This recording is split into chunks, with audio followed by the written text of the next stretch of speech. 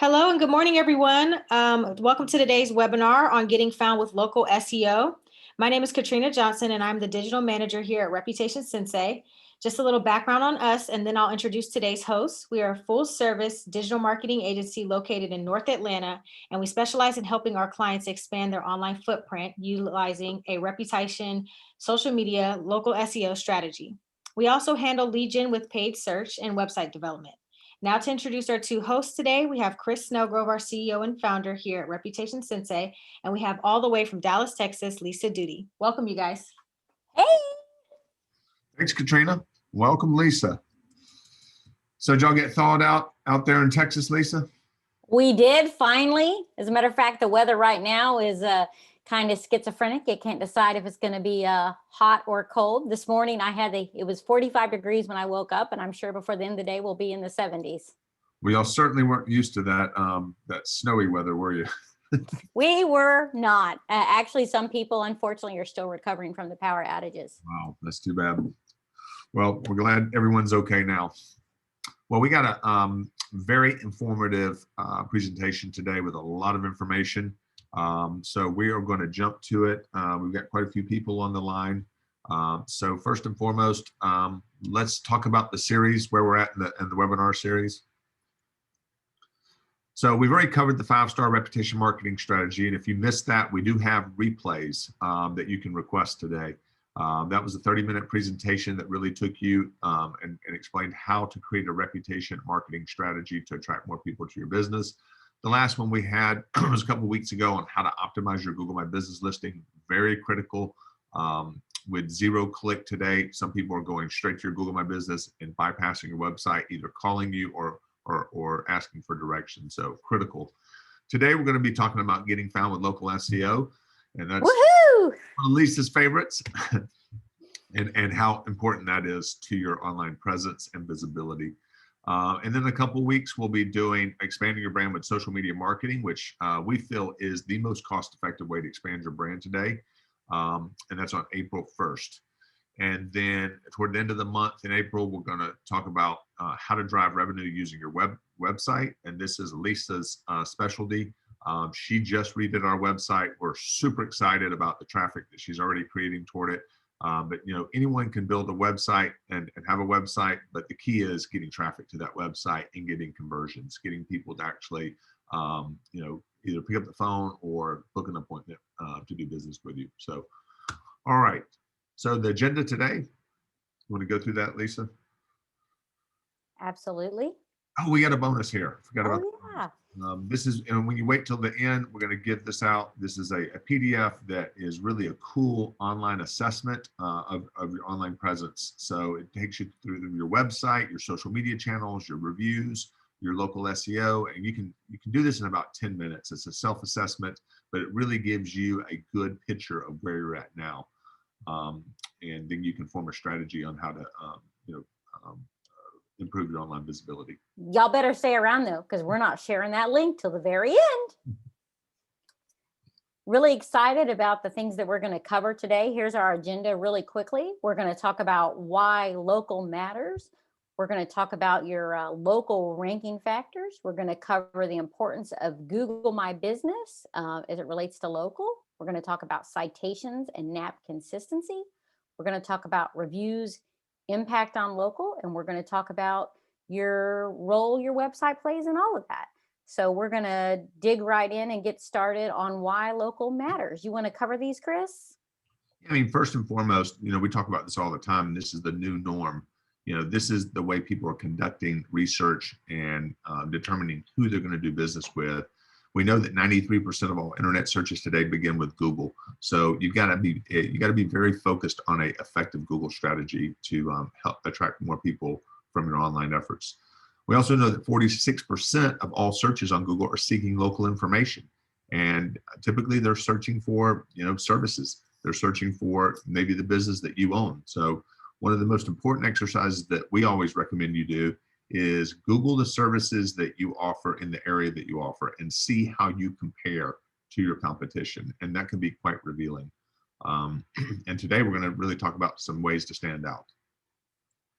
First, we're going to cover the local ranking factors. So just a quick summary here. So about every couple of years, WhiteSpark produces a local ranking factor survey in which they survey local search experts that are in this space and what kind of signals that they're noticing that help their clients place in local search results. So today, what we're going to focus on is, of course, Google My Business coming in at 33%. That's amazing.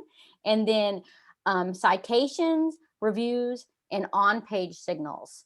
When you think of on-page, I want you to think about the content that's actually on the website's page. That's what on-page is, the title tags, the meta descriptions, those kind of things. Review signals, of course, Chris can cover that in great detail and tell you all about how important it is to have a lot of reviews, current reviews, and also high rating reviews. Citation signals, which is directory listings, mentions of your business online, that kind of thing. Those are all kinds of citations. And of course, completely optimizing a Google My Business listing. I have a couple of links here for y'all, which will drop into the chat later on so that y'all can access those. There's a summary by Advice Local. I want to thank them for providing us with this graphic.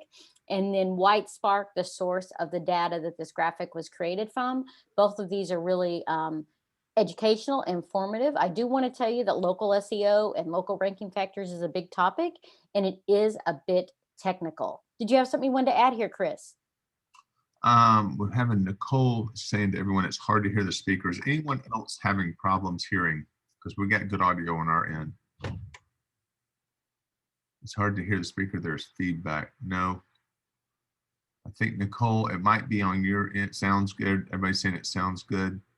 So, Nicole, maybe you've got two, maybe you should disconnect and come back in maybe. Sometimes Zoom is finicky, so that sometimes helps if you don't mind doing that, because everybody else is saying the sound is good. No, the only thing I would add here is, you're going to break some of these things down because this is kind of high level stuff and what it means. So today you're going to kind of explain some of these things, but really the bottom line is, how are you ranking in local search results as a business? That's what we're going to cover.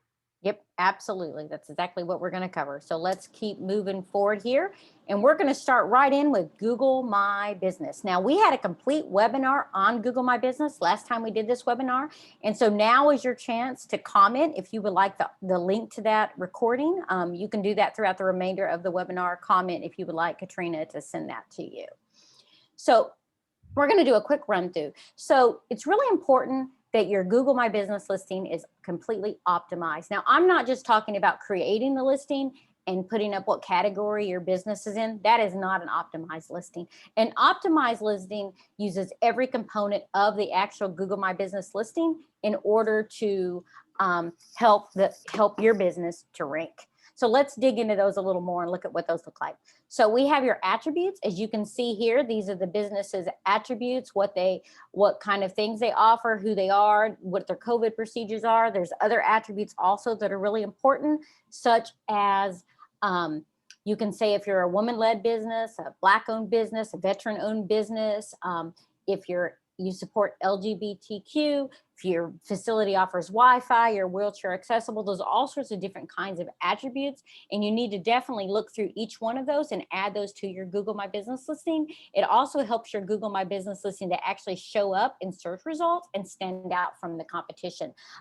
There's an online care one that you can actually add that's an attribute, and on mobile it looks like a little amulet sitting next to it, so it's kind of cool. So there's some great fun ways to make your Google My Business listing stand out from the competition. So here's an example of products. It's really important that you have the products added on your actual Google My Business listing. As you can see with this example here, there's actually categories of different products, so you can categorize your listings. And this really makes your listing look really good and colorful online. Nowadays, a lot of people don't actually go through the steps to add out their products, especially with custom images like shown here in this graphic. It's also very important to have a product description written that is informative, educational, has the proper keywords in it, and it actually links to the business website. By the way, this is a way to get click through to your website, which sends a signal to Google that people are interested in your products and your services and the information you have on your Google My Business listing. Make sure you have your services added, and you can see down here towards the bottom of that, this is where the services display. Now, right now, services actually only show up in the mobile view. Once the user would click through to the actual detailed services, each one of them has a description. So this is another area for you to do optimization. Now, the service descriptions are a lot less than the what you can do with a product description. Services don't really influence SEO as much. If somebody actually searches, it doesn't help influence the SEO component as much in local, but it is helpful and educational to your customers when they're looking through your Google My Business listing to decide if they're going to hire you or the competition. So the next component is reviews. And I know, Chris, this is your baby. This is your thing. You've got to have those reviews on your Google My Business listing. Now, I want you to notice here that this business has a above 4-star rating, and it has 1,573 reviews. That is very important to have more reviews than your competition, because it actually helps you to show up higher in the local pack or in Google Maps based on relevancy.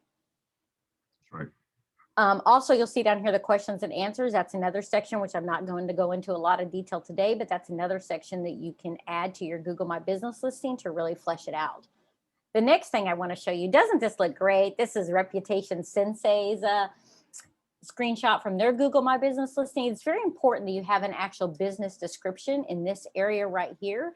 It needs to tell a story. It needs to have the proper keywords in it without filling keyword stuff. I want you to notice in here that it has keywords of things actually people would be searching for on Google, such as collecting great reviews, online reputation, clients, revenue, all types of business. Of course, you can't see the whole description. There's more to it. But the idea is to tell a story about what your business is about, what you do, what you value, but tell it in a way that's compelling and includes your keywords.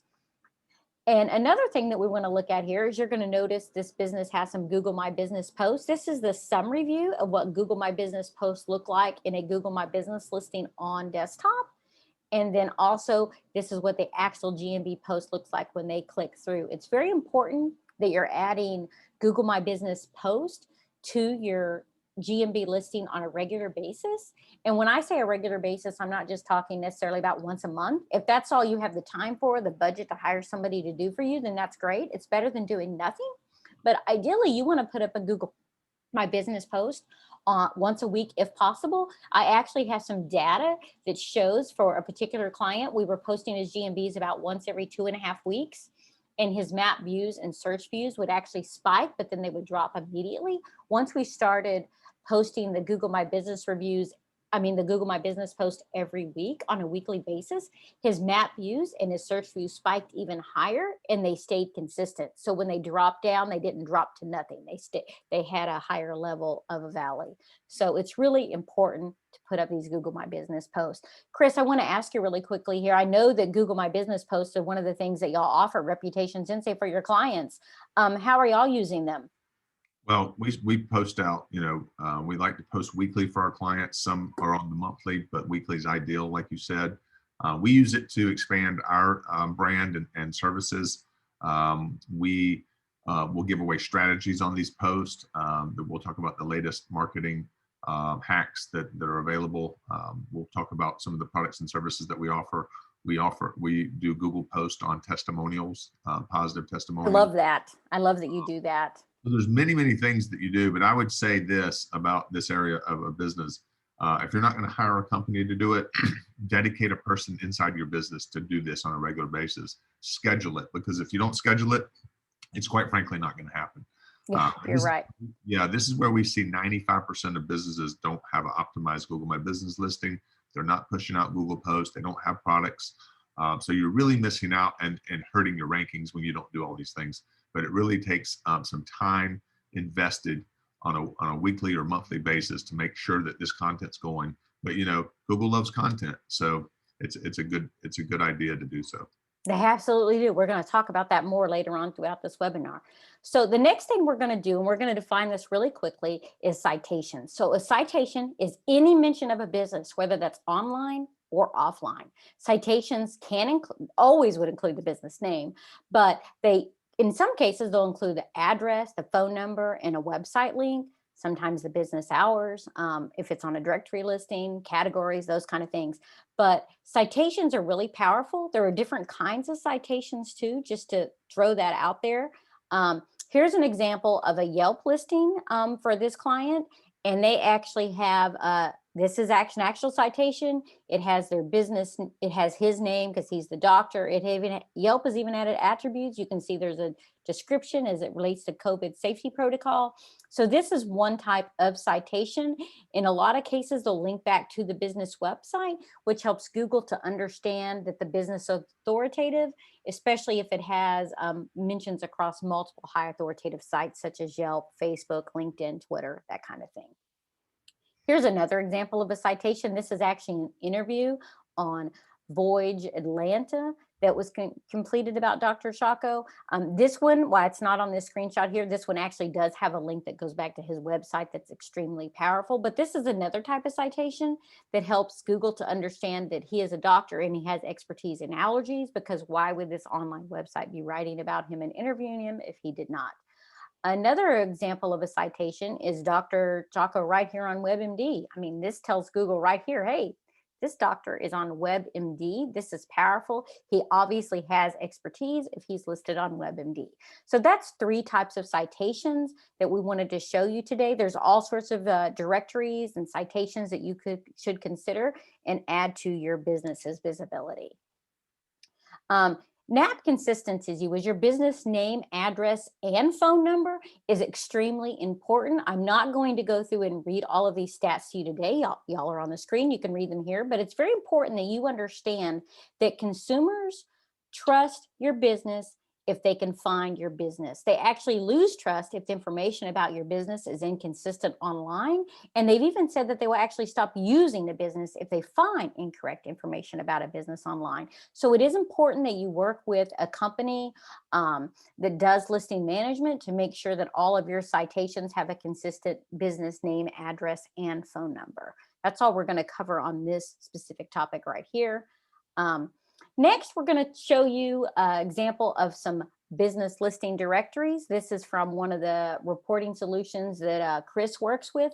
These are the local profiles. This is Google, Bing, and Yelp. These are priority places that you need to make sure your business is listed and it's consistent. As you can see, this is actually a screenshot of Chris's visibility when it was his other business name. And as you can see, he has a 100% visibility in all the boxes. And this is what you want to see on your business listings.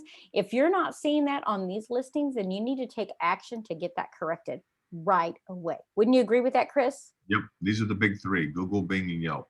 That's right, the big 3. And I know some of you think, Bing's a nobody. Well, Bing is making a lot of changes and a lot of updates, and they're starting to compete more and more. And the fact is consumers prefer Bing over Google. There's people that trust Bing. And so you've got to make sure your business is found on there too. Don't ignore Bing. Don't make that mistake. And then here's some directories that we wanted to show you.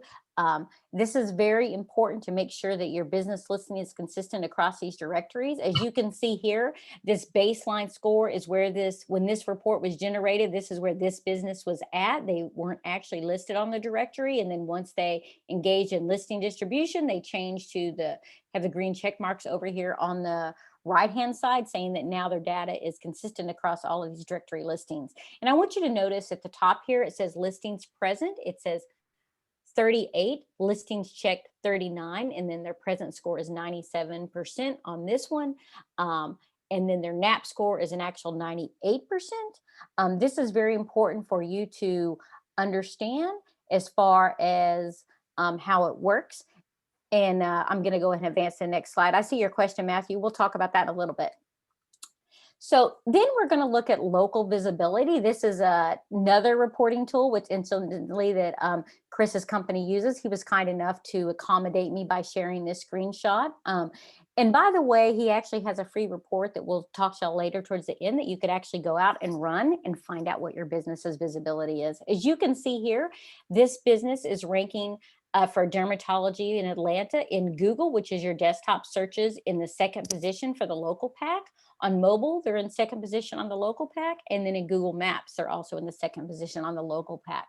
So it's very important that when you look at your business's visibility, you look at all these components find out where you're ranking, how you're performing. You're also going to notice that this business, while they're ranking high in the local pack for Google, their organic placement is 15, 18, and 11 in maps. That means that they're actually on the second page of search results if we're thinking about desktop, and we won't even talk about how many pages farther down on Google, but it is pretty far down, and you want your business to be in the first page of search in the local pack and in the first page of organic search.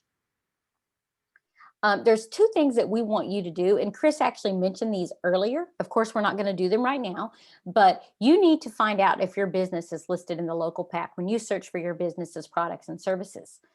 You need to see if your business's ratings are higher or lower when it comes to reviews. How do you compare to the competition?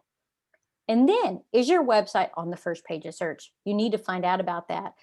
Run this little test, and actually our self-assessment survey that we're going to show y'all later that we'll share with you actually gives you some more steps to do this little test, even a little more of that. So that is your local visibility in a nutshell. I'm going to pass it off here and let Chris talk to you about the impact of reviews in your local. Yeah, so the impact of your reviews certainly affect your placement, not only your placement in local search results, but also the buyer behavior. So people are making decisions based on what they find online about your company. So we always say reviews impact trust and consumer trust specifically. We know that 92% of people will do business with a company that has 4 stars or more. That drops down a full 30% if you're in the 3-star range. So you could literally have a 3.9 on Google and be losing 30% in business to a 4-star competitor. So, you know, reviews also impact click-throughs to the website. So there's no better way really to build trust online than having lots of reviews and having them on a regular basis. We'll talk about that in just a moment. But you know, in the early days, people only cared about ratings. Now they care about the quantity of reviews, what people are saying in the reviews, is the company responding to the reviews, and then, quite frankly, the frequency and recency that your business is getting reviews. The fact is, if Google doesn't trust you, why would anyone else trust you? Right. So this is another search behavior that's going on.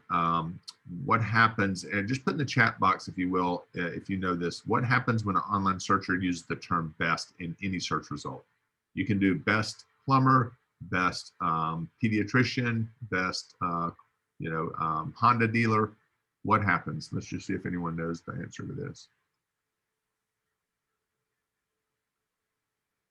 This is a relatively new search term that's being used.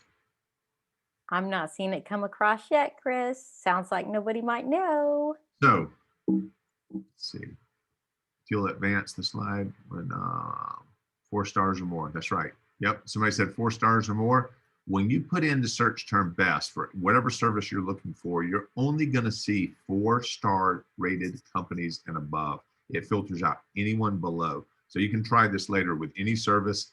And again, more and more consumers and patients are tuning into this fact, and they're looking for, you know, companies that they trust. And the real trust factor is around 4 stars. You want to be 4 stars and above. If you don't have that, you're in trouble. And Yep. That's all there is to it. Yep. Now let's talk about frequency. You know, how recent does an online review need to be to impact your decision? Bright Local did this study a few years ago, and they found that 40% of the people care about reviews that were written in the last 2 weeks. And then when you go out a month, 30% of the people cared about reviews that were written in the past 30 days. So you add those two together, the 2 weeks and 30 days, 70% of people only care about reviews that were written in the past 30 days. And this is why it's so critical to have reviews written on a regular basis about your company, new reviews, fresh reviews. Oftentimes we see a company that will have a couple hundred reviews. They think they're in good shape, but they haven't had a new review in 2 months. So they could be missing out on 70% of the market. That's right. And if I remember correctly, I'm just going from memory here, but reviews were, I think, made up about 15% of the local ranking factors. It was actually one of the second ones after Google at 33%. So getting reviews on a regular basis is going to push your ranking up, your company's Google My Business listing up in search results. And it's also going to impact the visibility of your website in search too. Yep. So let's quickly talk about. Yeah, right. I'm sorry? We were just talking about this.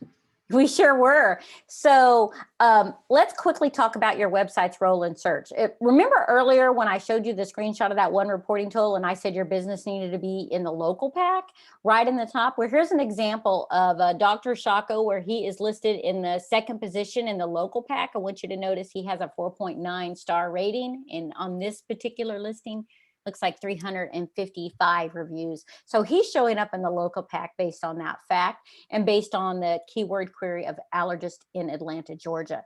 Now, let's talk about your website's role here. So I want you to notice in organic search, his website is in the second position.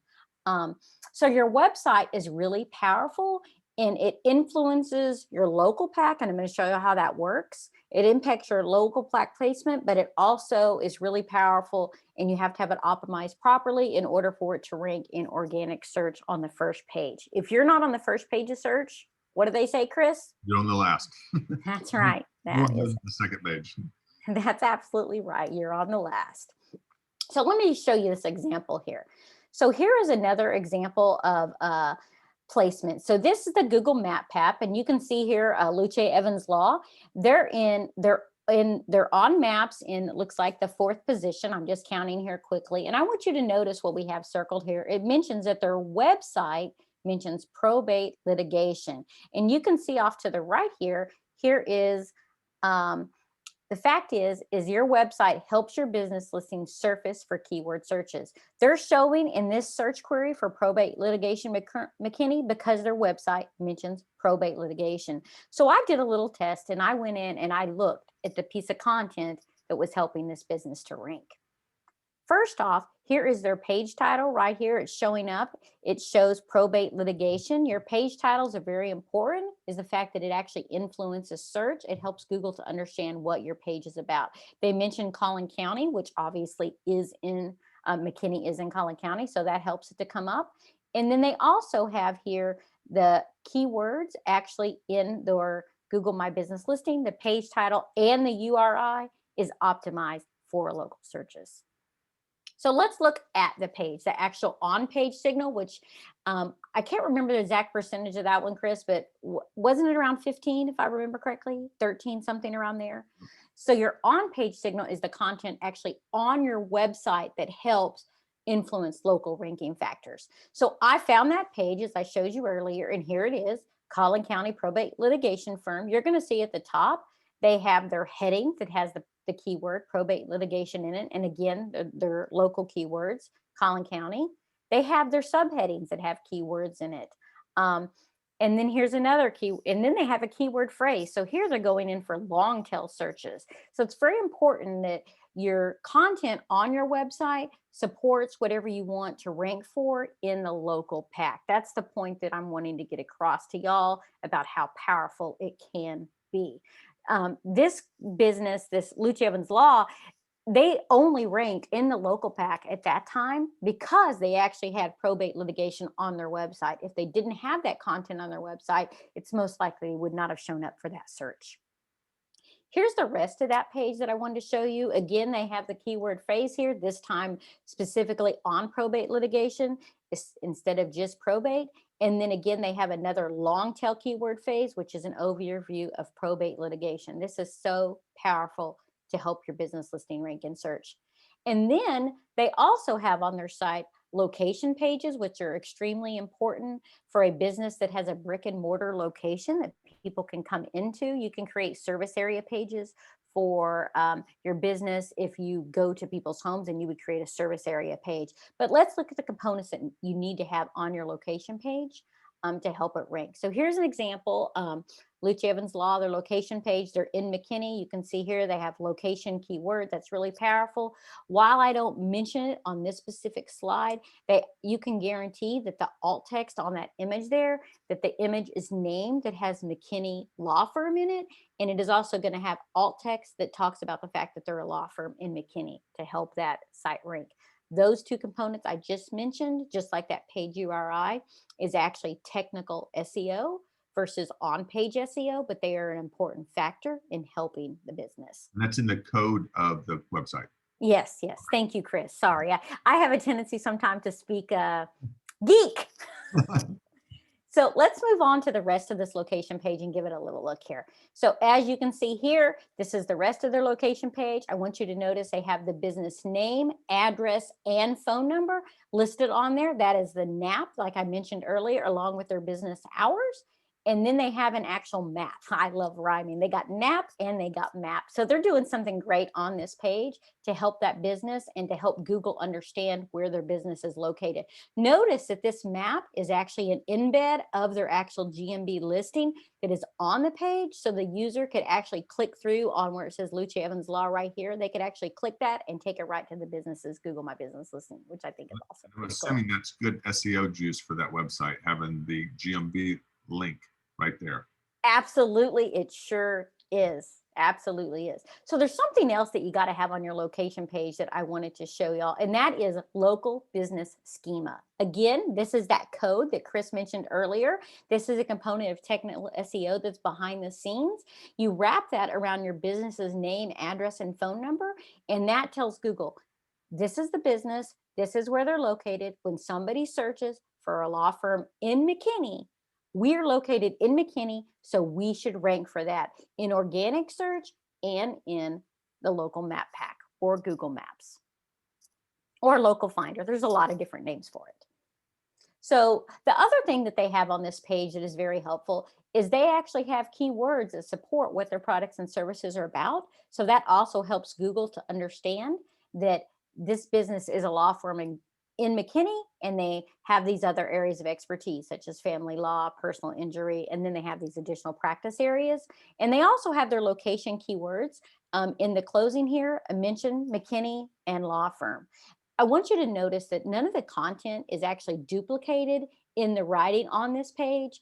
Another example is they actually have right here throughout the content, they actually have, for example, family law attorneys in McKinney. So they're also threading in that location specific keyword throughout the content. This is actually throughout the page. I only just highlighted this one example, but I want you to understand that when you're creating content for your website or your web developer, your SEO, or whoever's doing that for you, it's important that you have all of your keywords placed throughout the contents pages and in a quality way. And the reason for that is on-page SEO. Now, another component of on-page SEO is this. We got a slide out of place. So this slide actually was supposed to go on that probate litigation page. I'm sorry about that. Please forgive me, y'all. But the thing is it's important to understand that they had more content that supports probate litigation and also probate. They have questions and answers, they have supporting headlines, and they have a closing headline that also talks about probation, litigation, McKinney. And I'm sorry that we got our slide switched on that. But this is helpful because this also goes into my next topic, which is part of on-page SEO, which is EAT. It's a very important component. You must have EAT in your website's content. And EAT is expertise, authoritativeness, and trustworthiness. So expertise is including, do you have reviews? Do you have information that you're sharing on social media? Do you have videos? Do you have it on your GMB listings? Is your business website? Does it show that you have expertise in your specific product and service? So for example, a plumber, do they have expertise to fix leaky pipes? Do they talk about how they've solved that issue? Do they have that information on Google? Do they have that on a YouTube video? Do they talk about how to fix a leaky pipe on their website? By the way, quickly here, these image credits that I'm about to show you are from Advice Local. They actually have a full infographic they developed to talk about EAT that y'all might want to check out. It's really powerful. That breaks it down for you. I took these screenshots from their infographic. But that is the E in EAT, is expertise.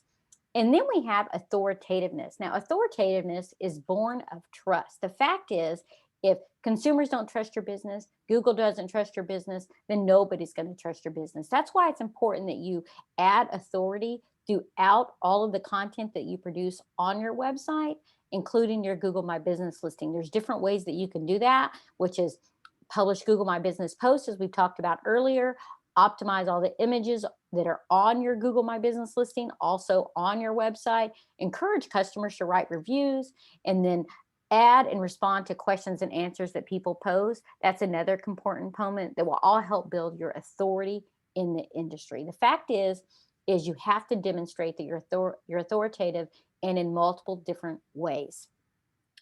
The last component is trustworthiness. And the fact is you can't just tell a consumer that they should trust you. You have to demonstrate that they trust you. And you do that by ensuring all of your business information is accurate. Again, we're going back to NAP here with that consistency. You need to make sure and respond to all your reviews on your listings, positive and negative ones. That's going to help to show that consumers can trust you. You need to verify all the information is accurate and consistent across your listings. And you've got to remember that building trust is a process. It isn't going to happen overnight. So every day and every action that you take on your Google My Business listing or on your website or anything that you do online is building trust. So remember, you must have eat. Just like we have to eat food, you have to feed your website too. Oh, we went quick, didn't we, Chris? So yeah, I mean, like here's the thing that I want people to take away more than anything from this presentation. There's a lot of do-it-yourself strategies. We've given away a lot of information in previous webinars on, you can optimize your own GMB listing if you have the right instructions. You can put in place your own reputation marketing strategy. Local SEO, you typically will need some help with. There's many consultants, companies out there that can help you with this. And we're one of them. Lisa does real more involved SEO on page website development. So this is one area that we say seek professional guidance because it's complex. Between the two companies, Rocks Digital and Reputation Sensei, we do website development, reputation marketing, social media, Google paid search, that's PPC ads, search engine optimization, which is more involved than the local SEO that we talked about today. But the local SEO is some of the things that we shared with you. And I would say this about local SEO, it's probably one of the most cost-effective things that you can do for your business online. It does not cost a lot of money, does it, Lisa? It does not cost a lot of money, and it can really make a difference. As I've shown with just this one particular business, Lucci Evans Law, how they just had to do a few things, and their business listing is surfacing in Google Maps. Yep. for their law practice. You want to get in what they call the snack pack or the they have so many names for it: the snack pack, the local finder, the local pack, and then Google Maps. I mean. So I guess now we've put a lot of information. Thank you, Lisa. I guess we'll open it up for any questions, and then we'll pass out some links because we got lots of links to give out. Okay, so we do have one question from Joey. Joey asks, I have a client that is doing Google posts every 2 to 3 days. I disagree with this strategy. How do you feel about that posting frequency? My first question would, why do you disagree with it? Are they posting things that are not relevant to the business? Because the fact is whenever they put up a new Google My Business post, it's actually helping them, especially if they have it optimized properly with the right keywords. I didn't actually include an example here today, but Chris, do you remember last week when we were talking about the question and answers and how it was pulling information? Yep. So question and answers is a feature on the Google My Business listing, which I lightly mentioned today, but literally someone can go to the Google My Business post, go to the question and answer section, start typing in a question such as, why are allergies, what causes allergies? I can't remember the exact keyword search that we were running, but what causes allergies? And because that the client had an actual blog post that talked about the causes of allergies, they actually showed up in the map pack because of that. I mean, and it actually highlighted that Google My Business post. So my recommendation is 3 times a week is not hurting anything, as long as the Google My Business posts support what the business is about and they're valuable and educational. What are your thoughts, Chris? I would just compare the cost to the results. Is it driving traffic? It may be too frequent, but if it's driving results, then I would say, and it's paying for itself, I don't know what the cost is. Our strategy is we recommend once a week. The Google posts do expire after a week, but they do remain on your timeline, but they only remain visible out on the what would you call it, Lisa? Really on the web. Then you can go and find them on that individual GMB listing after a week. Is that accurate? Right. Yeah, the scroller. Yeah, that's right. And the thing is to think about it. If they're posting every 3 days, for example, but they are posting stuff that isn't relevant or stuff that's not converting, and one thing is the client, to see if that's converting, is they could put a UTM tracking code, which is going to get really technical on saying that. They could put a UTM tracking code on that GMB post to see if it's actually working for them and they're getting site traffic and they're getting conversions from it. That was a great question, though. Yep. Joey says his post engagement is very low. I feel that some posts might engage better are getting, the posts that might get better engagement are getting buried. So I guess that's kind of the explanation. My recommendation would be test it and see what happens. Okay.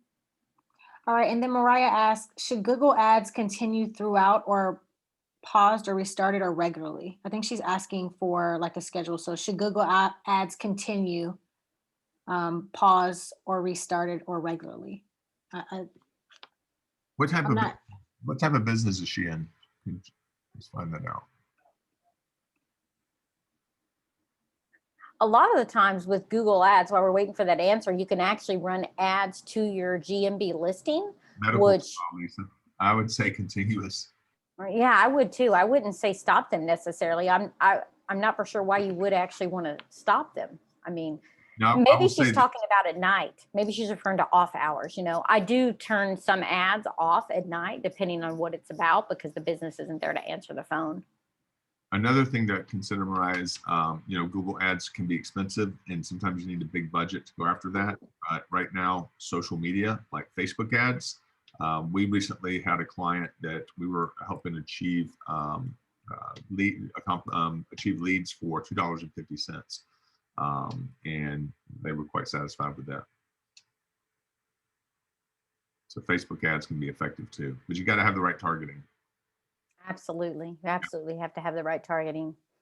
As you can see here on the right, Chris actually, while Katrina's pulling up the next question, he went ahead and dropped in the links that we had mentioned for y'all today, such as the bonus, the two graphics here in the top, the summary and the source for the local ranking factors survey, and then the infographic for EAT.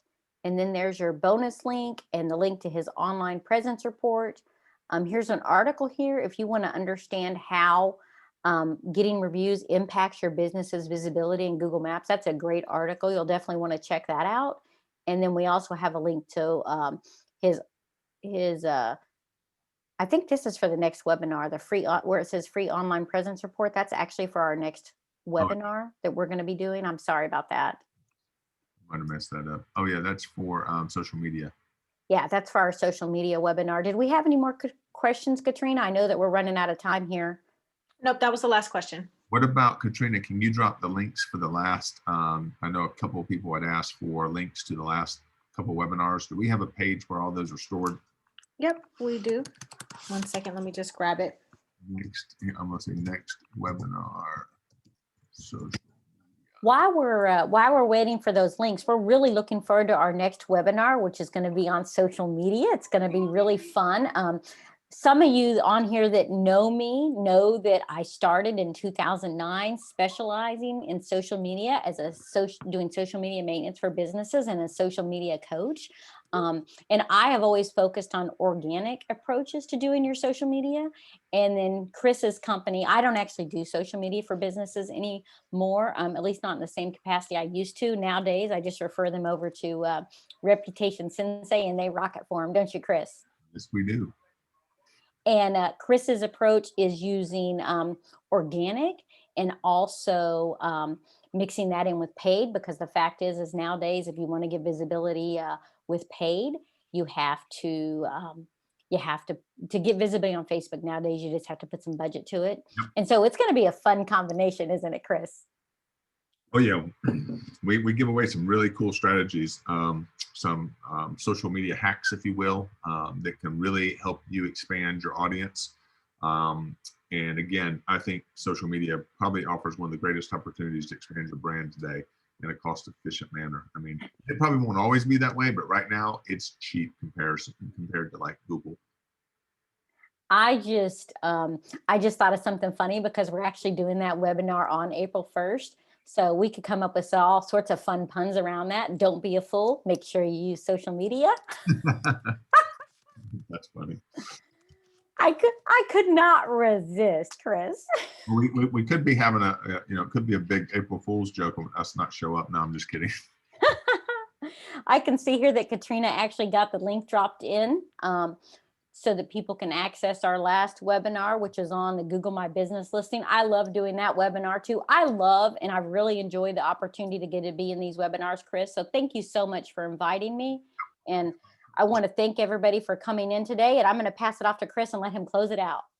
Yeah, just, again, having an effective strategy around local SEO, we feel is a key component of your online presence and can really help you increase your visibility. When you increase your visibility, you're going to increase more traffic to your website. When you increase more website to your traffic, you're going to increase your conversions and you're going to help attract more new customers to your business. So that's it. Thank you for coming, and everyone have a great day. Thanks, everyone. Bye-bye.